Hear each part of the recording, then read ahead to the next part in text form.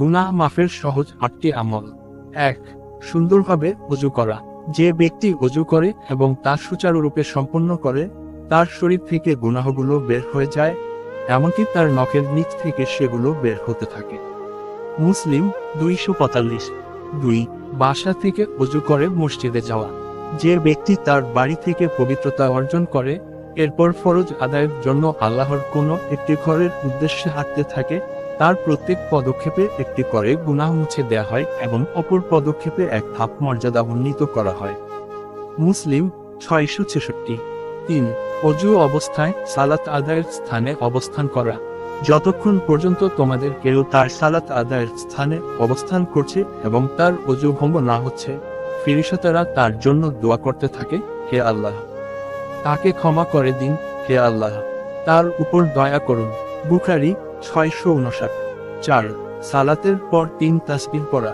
প্রত্যেক সালাতের শেষে যে 33 বার তাসবিহ, সুবহানাল্লাহ 33 বার তাহমিদ, আলহামদুলিল্লাহ 33 বার তাকবীর, আল্লাহু আকবার পাঠ করবে, এরপর লা ইলাহা ইল্লাল্লাহু ওয়াহদাহু লা শারীকা লাহু লাহুল মুলকু ওয়া লাহুল হামদু ওয়া হুয়া আলা কুল্লি শাইইন কাদির, একমাত্র আল্লাহ ছাড়া কোনো সত্য উপাস্য নেই, তার কোনো শরীক নেই, তার জন্যই রাজত্ব ও প্রশংসা, তিনি সবকিছুর উপর ক্ষমতাবান।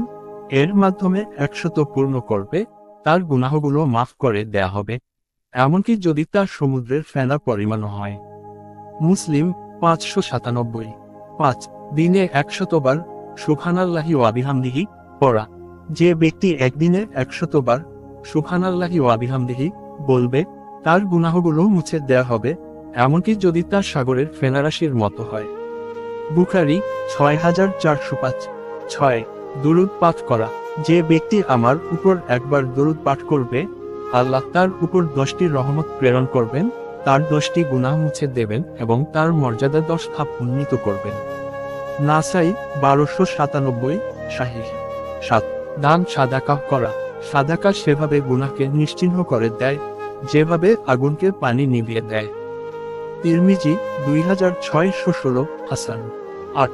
আরাফার নফল রোজা রাখা।